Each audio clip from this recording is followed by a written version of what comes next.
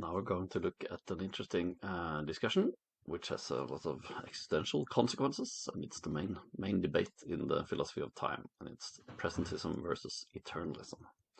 So presentism is the view that the present moment is special.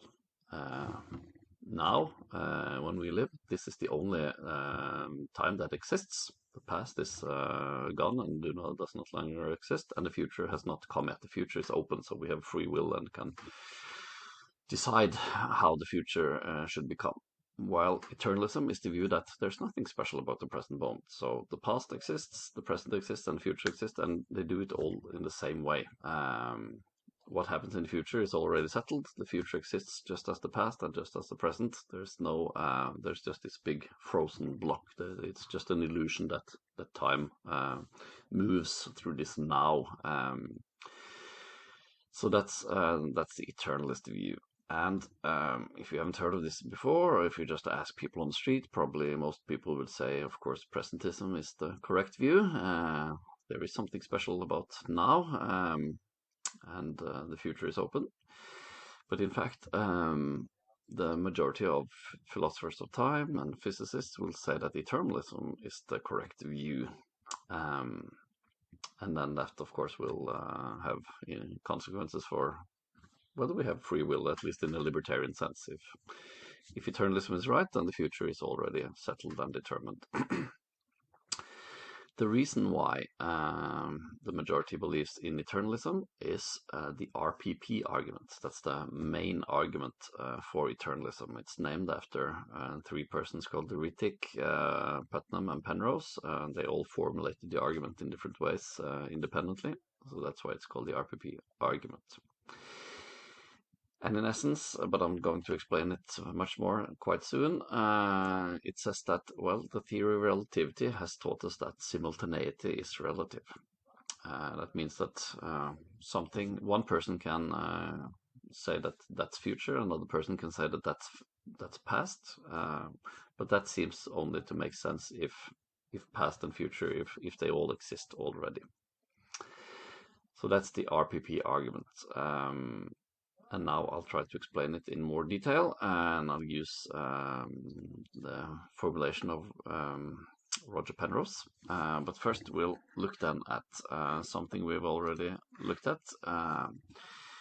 We saw this figure when I talked about the traveling twins. We saw that they had different simultaneity lines. So for the twin standing still, here the vertical axis is time and the horizontal axis is space. So for the twin sitting at home, he has stationary Steve. He has horizontal simultaneity lines. So they describe everything that happens around in space and happens on this horizontal plane. That tells you what happens at the same time or simultaneous.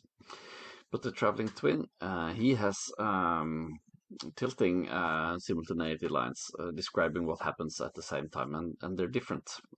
So that's why they will disagree on what happens when something happens and how much time it takes, etc. Because they have these differing simultaneity lines. And when he's traveling very fast relative to the twin, then they get tilted quite much relative to each other. But if two persons are standing still relative to each other, then they will have parallel simultaneity lines.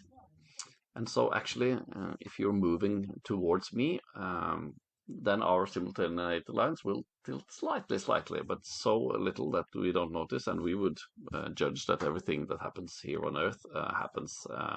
We would agree on what happens at the same time.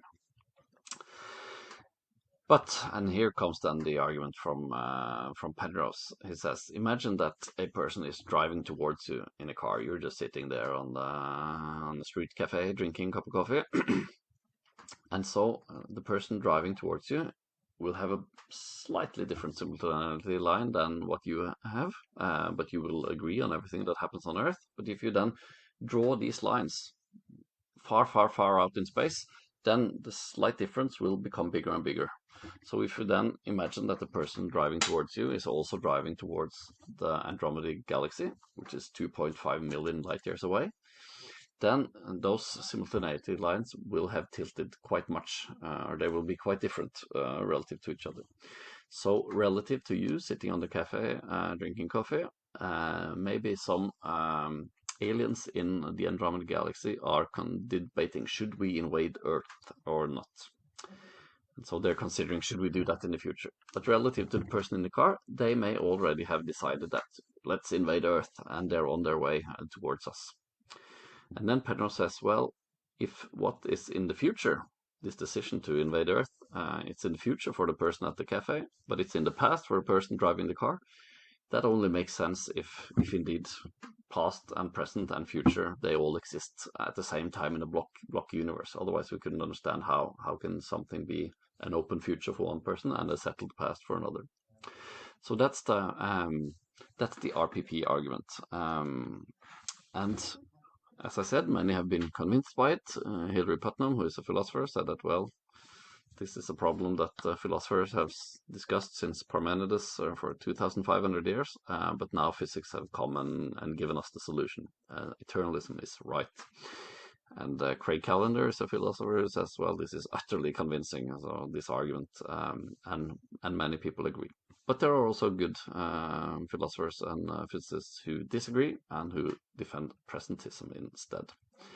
And I'm also going to defend presentism now in the next video. I've already argued for libertarian free will, etc. And so if eternalism is right, then what I've said so far has been wrong. But I'm going to argue now that the RPP argument is not a good argument. It uses these terms, future, past, simultaneity. These are terms that can be used in different ways. And the RPP argument is guilty of equivocation. It draws consequences from the concepts in one sense that you can't apply to the concepts in another sense. So that's where the argument goes wrong, and that's what I'm going to argue in the next video. We're going to look at a lot of other arguments in addition, for and against presentism and eternalism. But now we're focusing on this main argument, the RPP argument, which we now could understand because we have already looked at the theory of relativity. And then we're going to continue discussing that in the next video.